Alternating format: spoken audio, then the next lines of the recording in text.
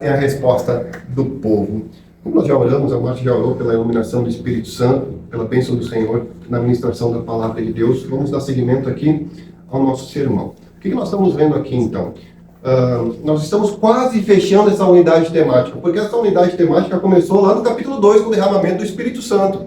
Então, tem o derramamento do Espírito Santo, tem o sermão missionário de Pedro que nós vimos semana passada, dos versos 14 até o 36. Agora nós temos a resposta do povo e depois nós vamos ter o quê? A koinonia, a comunhão do povo, então, que acontece dos versículos 42 até o versículo 47. E no capítulo 3 nós começamos o ciclo de novo, porque acontece o milagre do coxo, acontece o sermão de Pedro, acontece ali um entreveiro junto com as autoridades de Israel, mas depois também tem a koinonia, a comunhão do povo. Mas muito bem, meus irmãos, após o derramamento do Espírito Santo do Senhor no Pentecostes e o poderoso sermão que Pedro deu aos judeus, não é? Agora, o que nós vamos ver é um impacto da palavra do Senhor para essa multidão, para o coração dessa multidão. Veja, o mesmo povo que zombava, vocês lembram qual foi o propósito da mensagem de Pedro para os judeus?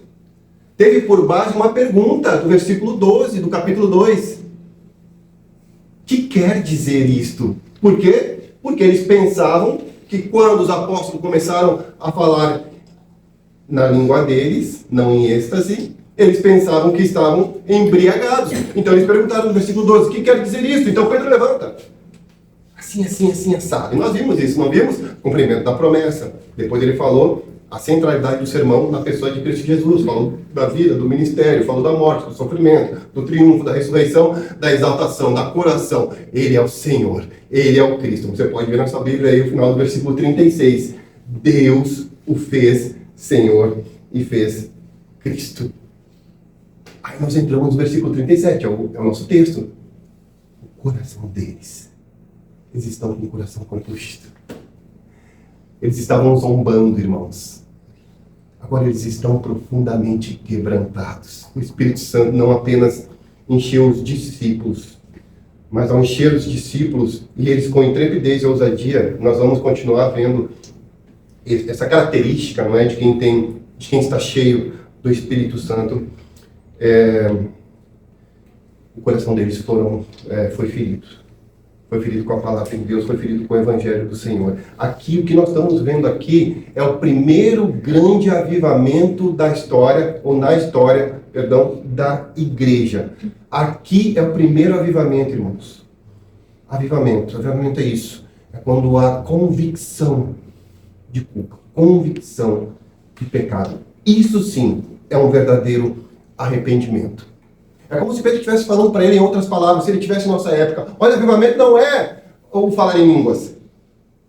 Avivamento não é o vento. Avivamento não é o fogo. Avivamento é isso que está acontecendo. Vocês reconheceram que vocês são pecadores. Nós vamos ver isso um pouquinho mais para frente. Mas aqui o nascimento, portanto, exatamente aqui, irmãos, por isso que é importante, você deveria marcar na sua Bíblia. É o nascimento da comunidade cristã visível.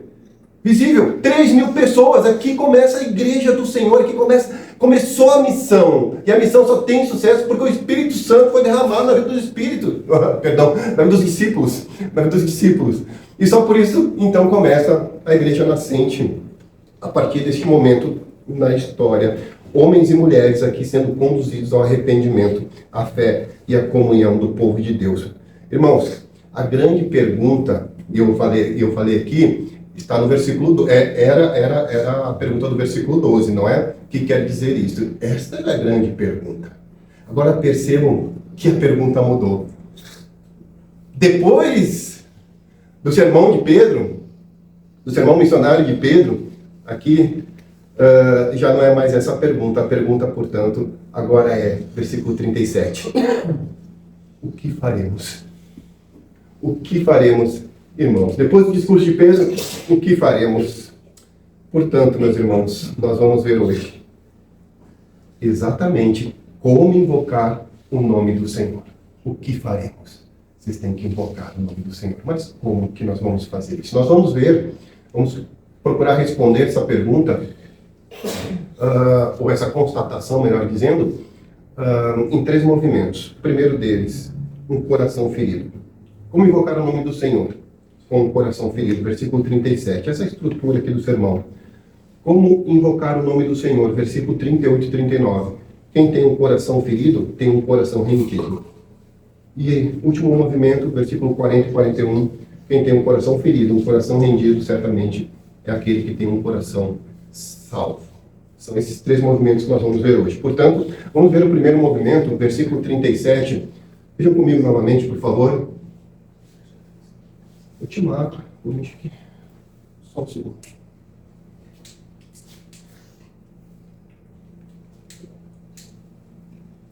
Versículo 37, de novo, diz assim: ouvindo eles essas coisas, compungiu-se-lhes o coração. E perguntaram a Pedro e aos demais apóstolos: que faremos, irmãos? Então vejam, depois de Pedro afirmar que eles foram providência de Deus, lá no versículo 23 do capítulo 2, Pedro falou para eles: vocês foram providência de Deus, providência divina para crucificar o Messias. Agora, o Espírito Santo está operando no coração deles, compungindo o coração deles. O coração deles, quando a palavra aqui, compungindo, é a palavra que Lucas utilizou aqui, que está registrado aqui para nós, é algo muito profundo, irmãos. Não é simplesmente uma tristeza, não simplesmente assim, eles ouviram que eles foram culpados, foram responsáveis por terem levado Cristo Jesus para a cruz e, portanto, agora me entristeci. Olha que coisa, que pena, não é? Puxa vida, fomos usados por Deus agora para levar o Mestre, o Senhor, o Messias, o Prometido, o Ungido, o Cristo, para a cruz do Calvário. Simplesmente eu me entristeci. Não, compungido significa algo que foi transpassado pelo coração. Uma espada que foi atravessada pela alma. A palavra compungida é muito mais profunda do que qualquer tristeza, remorso, algo nesse sentido. Não, é algo muito mais profundo. Eles foram tomados aqui por um sentimento de culpa. E essa ideia, a ideia é que eles foram tomados por uma convicção de pecado. Você se sentiu assim? Com o coração compungido? A convicção do pecado. Eu pequei contra o meu Senhor. Eu pequei. Como Davi, no Salmo 51, pequei contra ti, Senhor. E só contra ti pequei. Assim eles estavam, meus irmãos. Em outras palavras, quando eles fazem essa pergunta, eles reconhecem: este é o momento da conversão. Esse é o momento da fé deles. Tanto é que no versículo 44, desse mesmo capítulo, é dito que todos os que creram estavam juntos. Eles creram. Eles creram. Eles creram que mataram o Messias. Este é o momento em que eles, então, têm a convicção de reconhecimento de que mataram o Messias. Então nós temos um contraste aqui muito interessante, porque vejam, a morte de Cristo Jesus, como nós vimos na semana passada, teve a soberania de Deus conduzindo todas as coisas, e eles como instrumentos, não é, da obra de redenção de Deus aplicada ali em Cristo Jesus. Eles foram os instrumentos. Mas veja, ao mesmo tempo que eles foram instrumentos da crucificação de Cristo Jesus, é através dessa crucificação que eles foram alvos do amor de Deus. Como explicar isso, irmão? Vocês entenderam o contraste? Eles foram responsáveis por levar Cristo Jesus para a cruz. Mas, ao mesmo tempo, essa cruz a qual eles foram responsáveis é o que vai salvá-los. O amor leal de Deus através da crucificação que eles foram responsáveis é o que está salvando eles. Que contraste! A pergunta agora deles não é mais sobre os discípulos estarem ébrios, porque eles perguntaram, né? Como eu disse aqui, versículo 12, que eles estavam embriagados. Não é mais esta a pergunta. A pergunta é outra. O que faremos, irmãos? Quando a gente lê corrido, isso aqui parece algo muito banal. O que faremos, irmãos? Como se fosse algo simples. Puxa vida, o que faremos? Agora pensa no significado depois que eles ouviram tudo que Pedro falou para eles. Tudo que Pedro explanou para eles, pregou para eles, é muito mais profundo. Essa pergunta aqui tem muito significado nessa pergunta aqui. Eles estavam pensando sobre a loucura que eles fizeram. O que faremos? Irmãos, eles foram tomados de uma consciência de culpa. Então eles perguntam: o que faremos? É como se eles estivessem pensando: nós estávamos loucos, nós estávamos fora de nós mesmos. Nós não sabíamos o que estava fazendo e agora o que faremos? Nós matamos o autor da vida. Nós negamos aquele que os profetas diziam que ia vir, o prometido de Deus, o ungido do Senhor. Nós matamos o filho dele. Essa pergunta tem tudo isso, irmãos, por detrás. Todo esse significado: o que faremos? Porque Pedro falou isso para eles. Falou sobre a vida, o ministério de Jesus, eles sabiam. No versículo 22 do capítulo 2, Pedro disse para eles: vocês sabiam, vocês conheciam ele, vocês sabiam que ele era de Nazaré, vocês sabiam os milagres que ele fez aqui, vocês sabiam o ensinamento dele, vocês sabiam tudo disso. Então tem muito significado essa pergunta deles aqui. Em outras palavras, eles estavam perguntando, quando eles dizem aqui: o que faremos? É como podemos ser salvos agora. Agora que nós sabemos de tudo isso. Como nós podemos ser salvos? Como nós podemos nos retratar? Como nós podemos nos redimir, Pedro? É isso que eles estão perguntando aqui. A pergunta deles revela duas coisas, meus irmãos. Primeiro, desespero. Desespero. Eles estão desesperados. Ah, meus irmãos, quem reconhece o seu pecado, quem sabe que não pode salvar a si mesmo, fica desesperado. E aí vem a outra questão. A impossibilidade, ou melhor, a incapacidade deles salvar-se. O que faremos? Eu não posso me salvar. Eu fui instrumento nas mãos de Deus, e eu não posso me salvar. Então essa pergunta também tem essa conotação. Eles sabem que são culpados, mas eles não sabem como resolver a sua culpa. Exatamente isso, irmãos. Exatamente isso. A palavra, assim como a Márcia orou, feriu o coração deles. Feriu o coração deles. E é interessante porque, normalmente, quando a palavra fere o coração, ela não fere para deixá-lo ferido. A mesma palavra que fere o coração, ela fere para curar.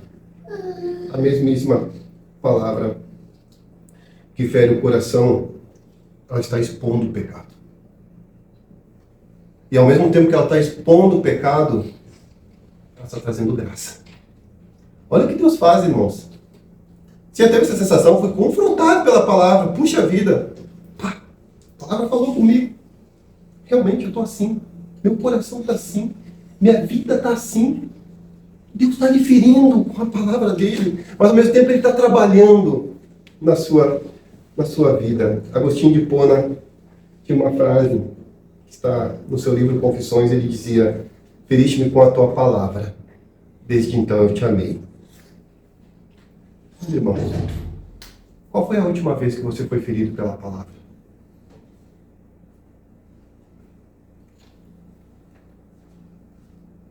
Na sequência, Pedro nos mostrará as bênçãos da salvação. Nós vamos ver agora aqui, a partir do versículo 38 e o versículo 39, que Pedro ele vai mostrar as bênçãos da salvação, que inclui o perdão dos pecados, o dom do Espírito e também o arrependimento e o batismo.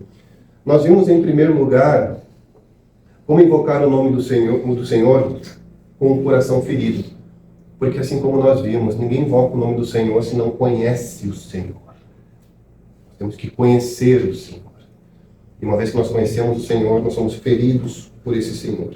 E quando somos feridos por esse Senhor, nós nos rendemos a esse Senhor. Por isso que o segundo movimento aqui, como invocar o nome do Senhor, nós invocamos o Senhor com o coração rendido. Nós vamos ver versículo 38 e versículo 39 aqui da palavra do Senhor. Diz assim: respondeu então Pedro: arrependei-vos cada um de vós e seja batizado em nome de Jesus Cristo para a remissão dos vossos pecados, e recebereis o dom do Espírito Santo. Pois para vós outros é a promessa, para vossos filhos e para todos os que ainda estão longe, isto é, para quantos o Senhor nosso Deus chamar. Eu acho interessante, porque, irmãos, esse era o momento para Pedro chegar e dizer coisas inimagináveis para eles. Veja, eles estavam ali rendidos, que faremos? Pedro já tinha dito, vocês mataram o autor da vida. Vocês rejeitaram o Messias. E agora estão diante de Pedro, sem saber o que fazer, sem pai nem mãe. Estão ali e perguntam, o que faremos? É agora que Pedro poderia dizer muitas coisas, não é? Agora não tem mais nada para fazer. Vocês estão perdidos.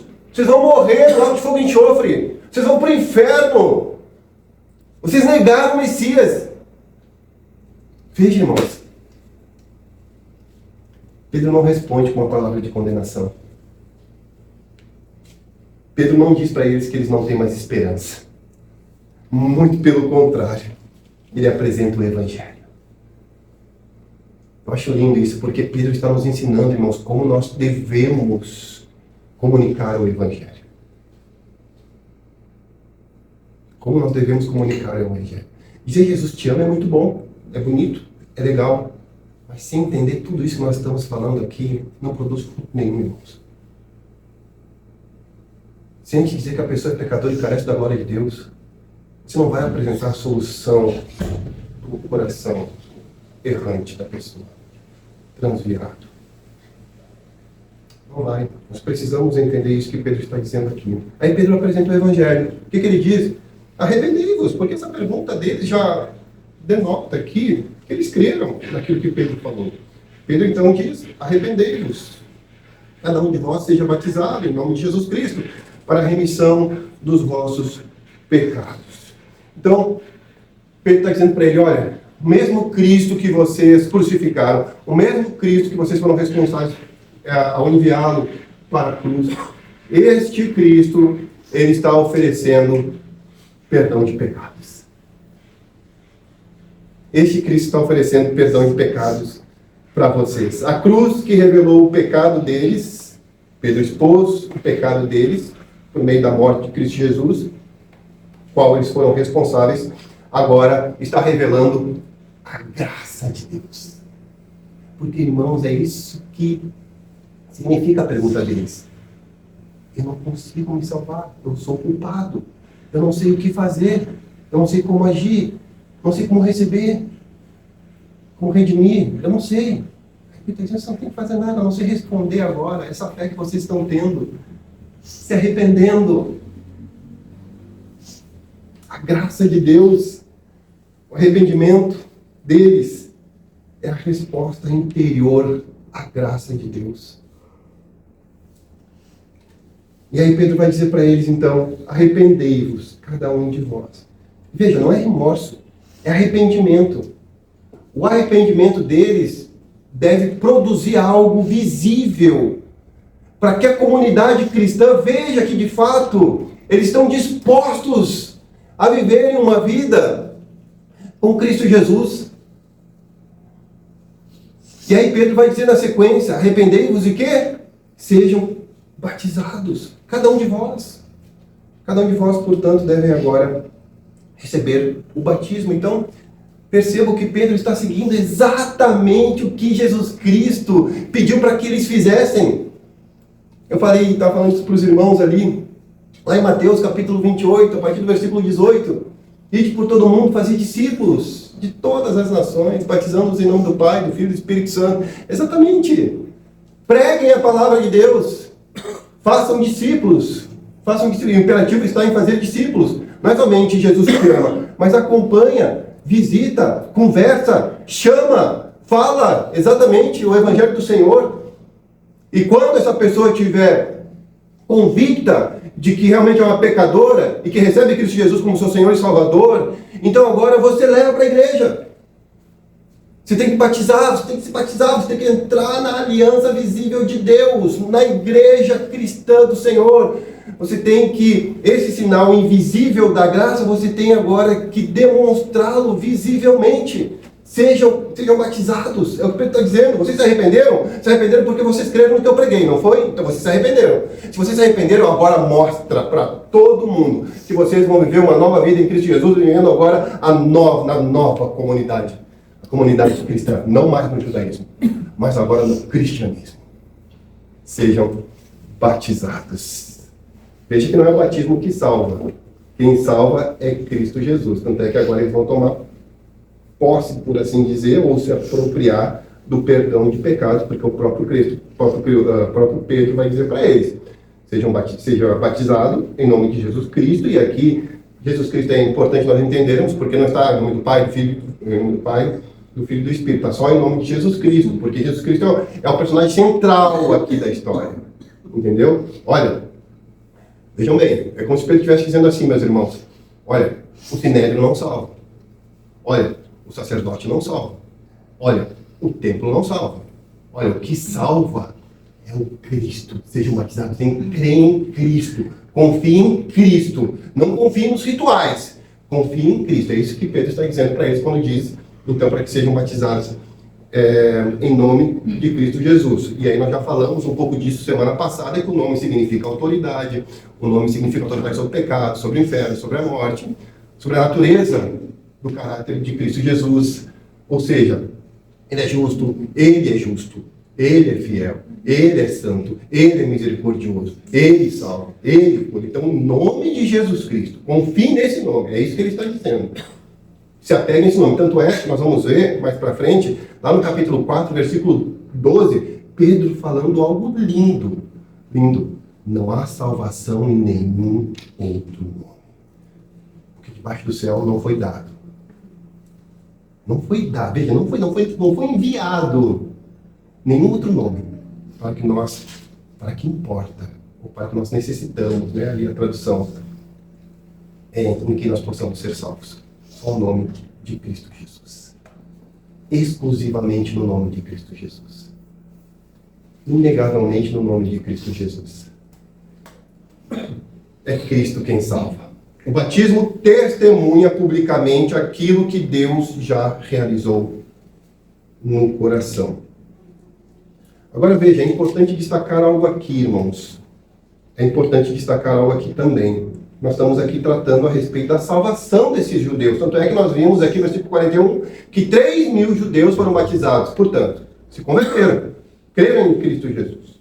Então é importante destacar aqui, vejam vocês, que Lucas, ele não faz menção aqui dos que foram convertidos, em que eles falaram em línguas. Veja que Lucas não faz menção aqui de que nenhum deles falou em línguas.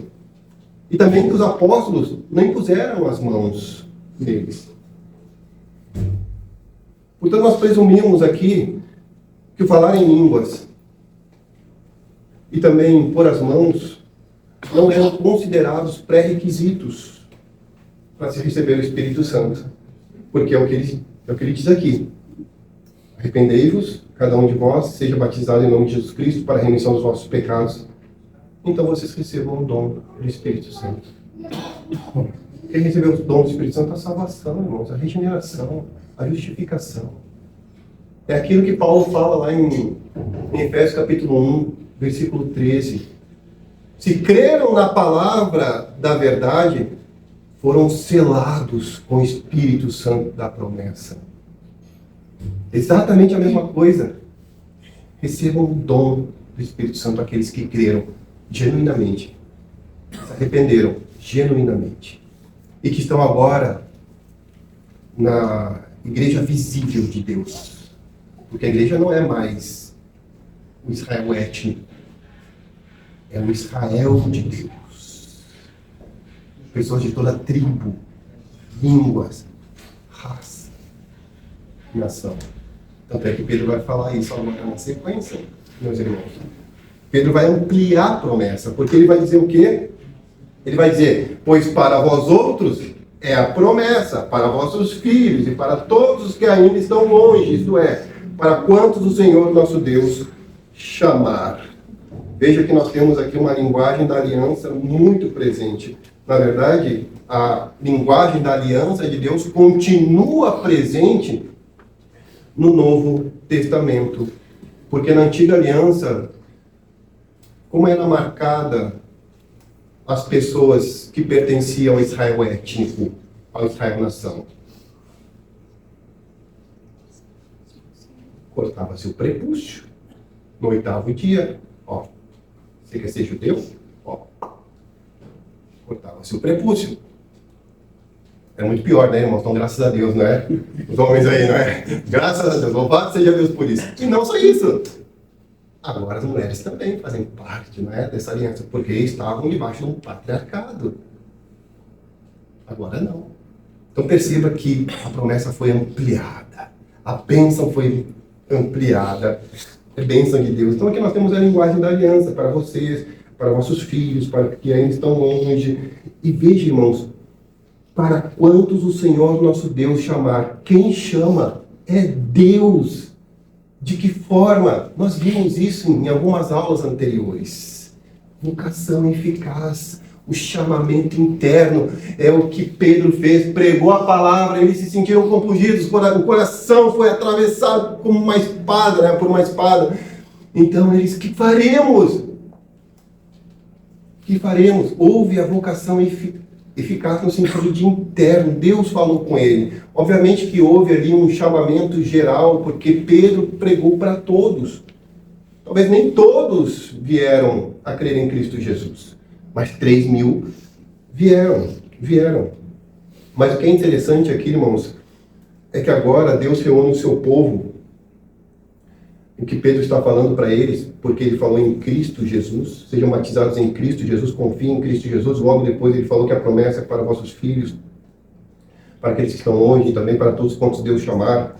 O que Deus está dizendo é que agora ele reúne os seus filhos em torno de Cristo, em torno da pessoa de Cristo. Outrora Deus falava de outras formas. Hebreus capítulo 1, versículo de 1 a 3. Agora ele fala através do Filho, de Jesus Cristo. É em torno de Jesus Cristo. É isso que Pedro aqui está dizendo. Cristo é aquele que realizou a nova aliança. Então o Evangelho, irmãos, alcança famílias, alcança gerações, alcança povos distantes, alcança todos aqueles que o nosso Senhor chamar. E o Espírito continua chamando, irmãos, através de Cristo Jesus, pecadores ao arrependimento. E somente através do nome de Cristo Jesus é que nós somos chamados ao arrependimento. Somente através da proclamação, assim como Pedro fez, é que os pecadores reconhecem que necessitam de um Senhor, de um Cristo, de um Salvador. Porque ainda é promessa, irmãos. A promessa não é somente para Israel étnico. Quando Paulo estava para entrar em Coríntios, o Senhor aparece para ele e diz: não temas, não te cales. Eu tenho muito povo nessa cidade. Em outras traduções vai estar: eu tenho muitos eleitos nessa cidade. A promessa continua, irmãos. A promessa continua. Agora, qual é o papel da igreja? Para que esses eleitos ouçam da palavra do Senhor e venham a entrar na aliança do Senhor como povo de Deus.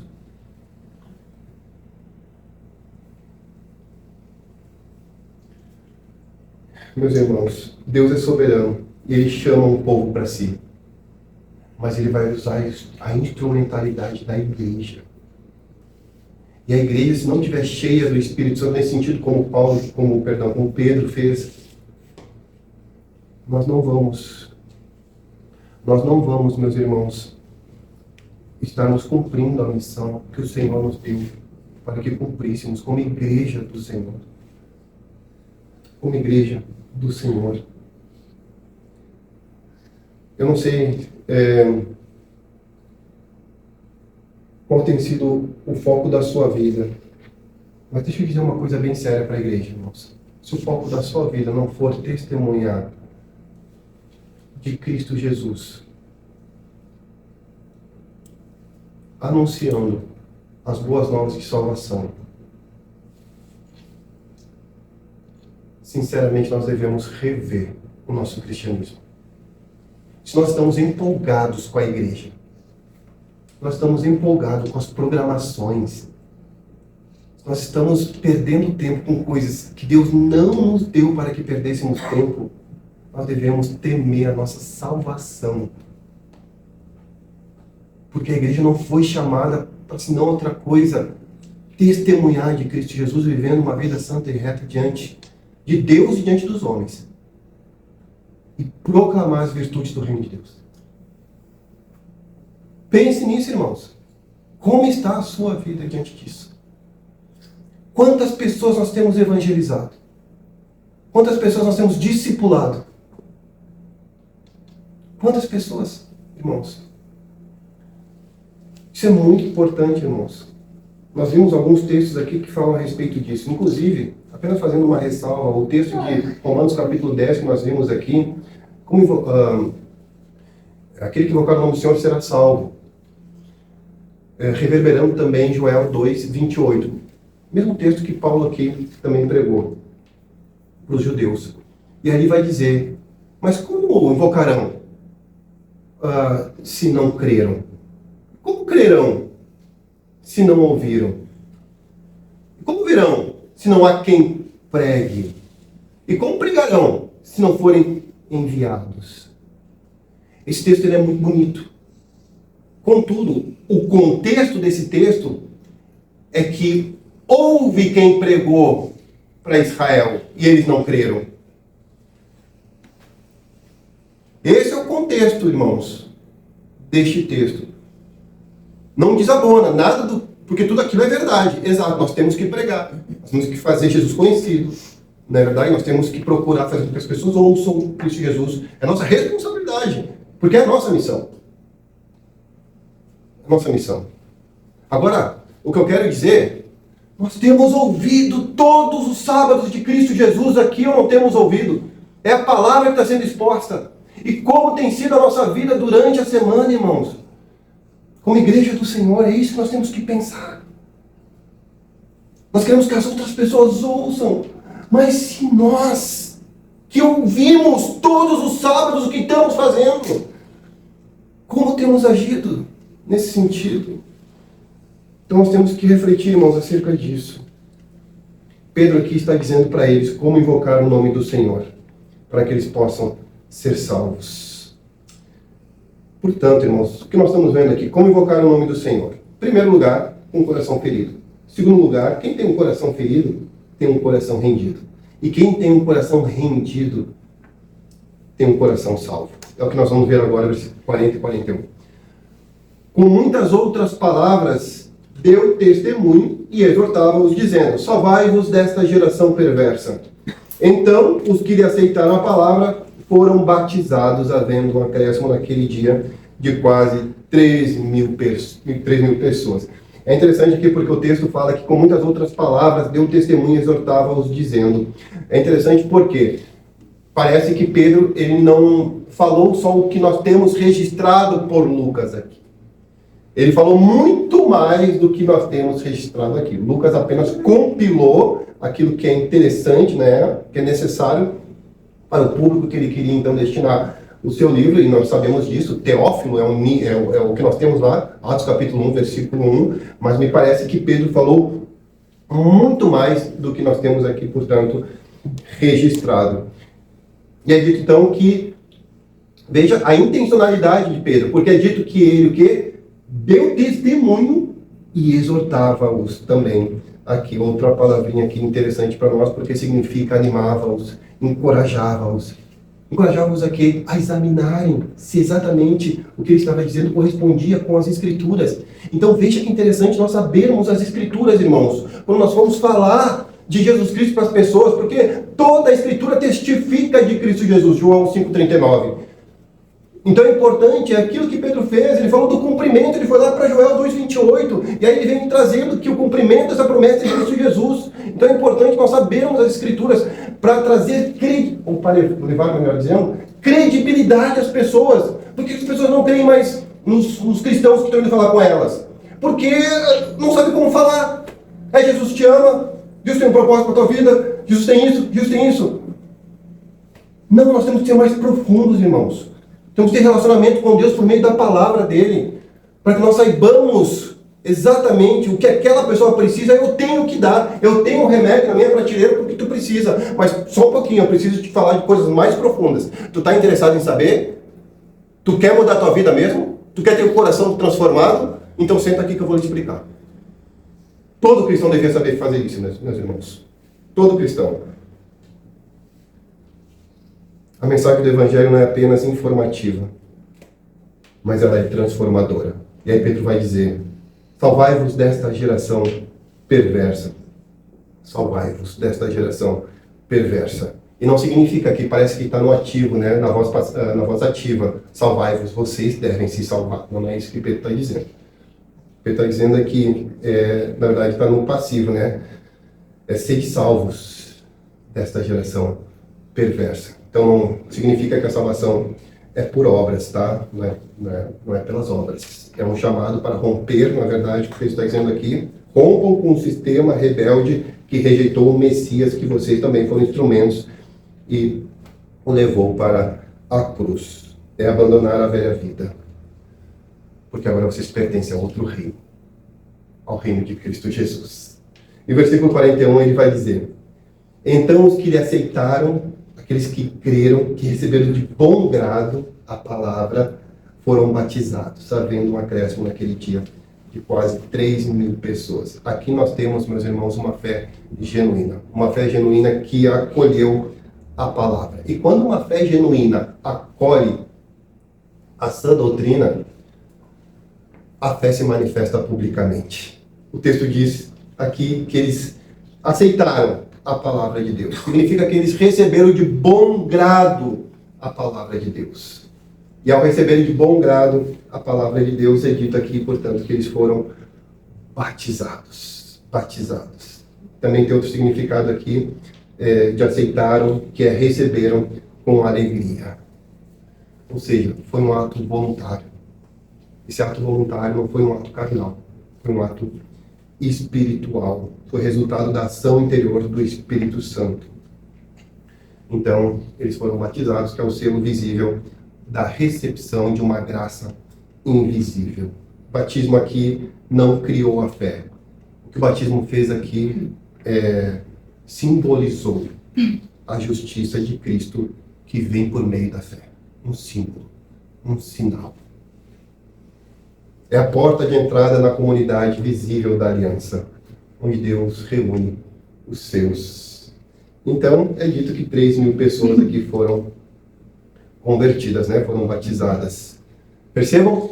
Nós temos a informação lá no versículo 15 do primeiro capítulo, que eram 120 pessoas, versículo 14, 120 pessoas, 14 e 15, que estavam reunidas no cenáculo. Não é? Desceu o Espírito Santo, 120 pessoas. Primeira pregação de Pedro, avivamento na igreja, 3.000 pessoas, um acréscimo de 3.000 pessoas aqui. Veja, irmãos, isso não é apenas um número simbólico. Aqui nós temos também o cumprimento da promessa que Jesus, através de uma parábola lá em João capítulo 4, também diz sobre os ceifeiros. E quando nós entendemos o significado da festa de Pentecostes, a festa da colheita, nós entendemos que a descida do Espírito Santo, exatamente na festa de Pentecostes, está significando ou simbolizando uma colheita espiritual. E a primeira pregação na festa de Pentecostes, 3.000 pessoas. A colheita começou. Em Mateus capítulo 9 também, Jesus vai dizer que os campos estão brancos, mas os trabalhadores são poucos. Nós devemos rogar a Deus para que Ele envie trabalhadores. Veja, irmãos, também o contexto daquela passagem não é que não existe trabalhador.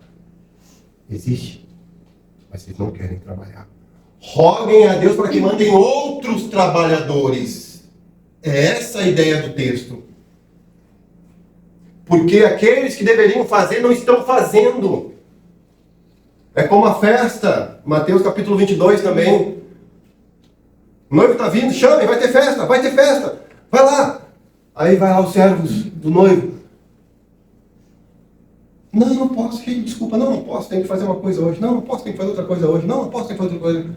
Voltou lá pro noivo, puxa, ninguém quer ir. Vai, chama, vai pelos becos. Chama todo mundo. Chama todos. Porque é que eles não querem fazer. Meus irmãos, que nós não sejamos aqueles que não querem fazer a obra do nosso Senhor. Precisamos participar. E é isso que nós somos como igreja, participantes da missão de Deus. Participantes da colheita do Senhor. Isso é ser igreja, irmãos. A igreja está preocupada com tantas outras coisas, mas com o essencial não está preocupada. Porque não sabe fazer. Não sabe fazer, simplesmente não sabe explicar corretamente o Evangelho do Senhor Jesus. A simplicidade do Evangelho. Porque nem vive corretamente o Evangelho.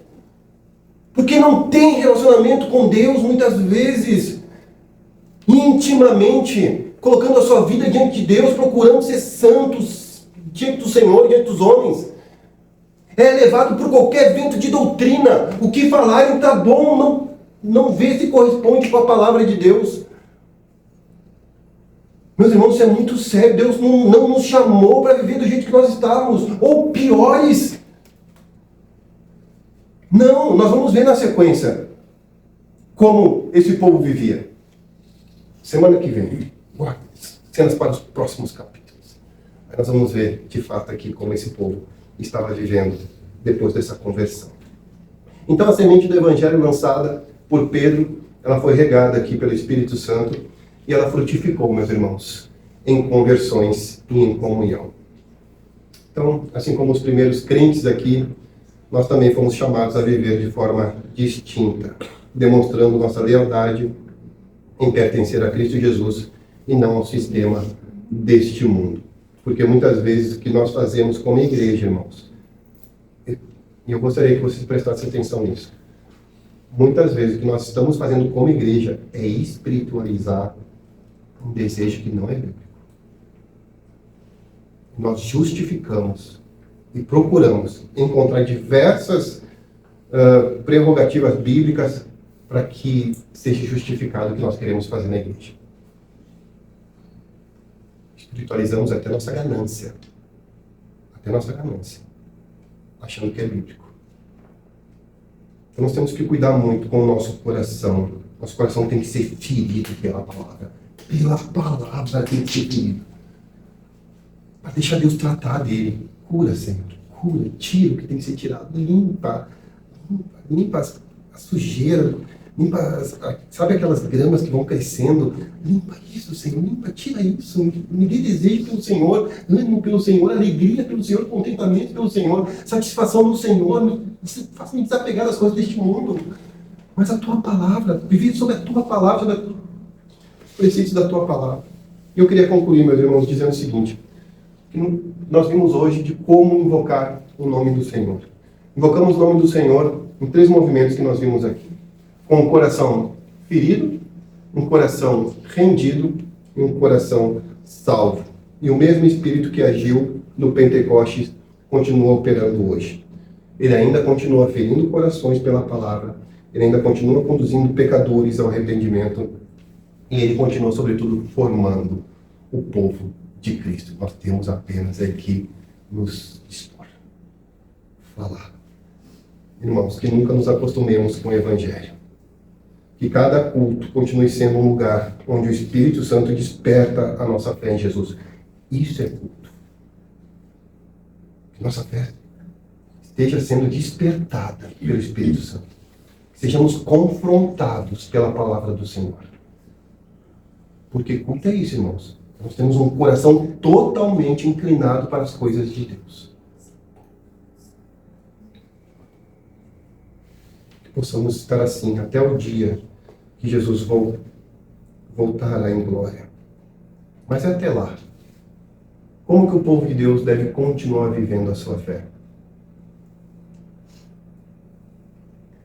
Ferido pela verdade, rendido à graça do Senhor, demonstrando assim a salvação que temos em Cristo Jesus. Que Deus nos abençoe, irmãos. Maranata. Ora vem, Senhor Jesus. Quantos que nós queremos que o Senhor Jesus volte? Será que se Jesus voltasse hoje ia atrapalhar a sua vida? Será que se ele voltasse amanhã às 5 horas na hora do jogo? Porque às vezes pode acontecer, né? Eu não tenho dúvida. Claro que é uma pergunta retórica, né?